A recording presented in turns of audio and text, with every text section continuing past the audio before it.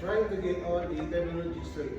Sir emphasizes that testing, measurement, evaluation, and assessment are all different even though you can use them interchangeably. Yes, I think I get the main idea. A test is just a tool, like a quiz or an exam. Testing is the process of giving and grading a test. So what's the difference between measurement and evaluation then? Measurement is about quantifying, giving numerical data like your score on a test. Evaluation is where you interpret the data from and make judgment. Did you pass or fail? What areas do you need to work on? Exactly. Measurement is the numbers, evaluation is the meaning behind the numbers, and assessment is the whole thing. It's the big picture that includes all those. So assessment is like overarching strategy to understand student learning. It is more than just giving a test.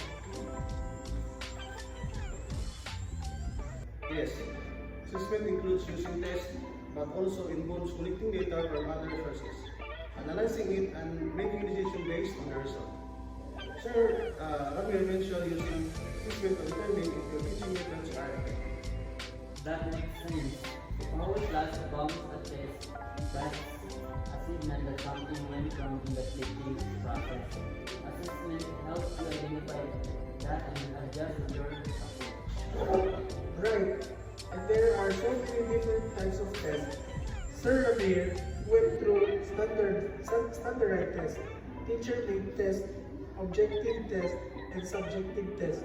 I'm still trying to keep them all straight.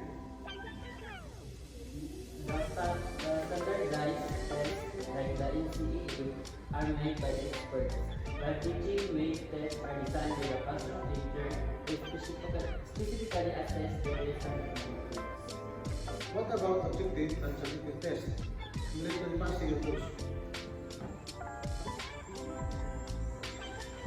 Objective tests have only one correct answer, like multiple choice, true or false, matching, or fill in the blank.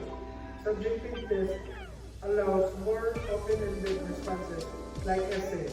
Essay can be restricted, limited in length or format, or extended more freedom of expression.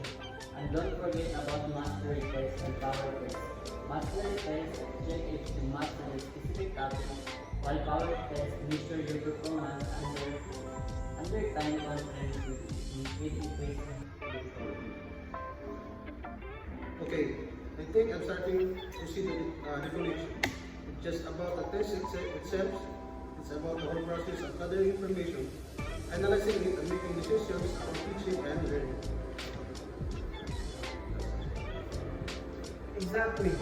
It is cycle of testing, measuring, evaluating, and then using that information to improve the teaching and learning process.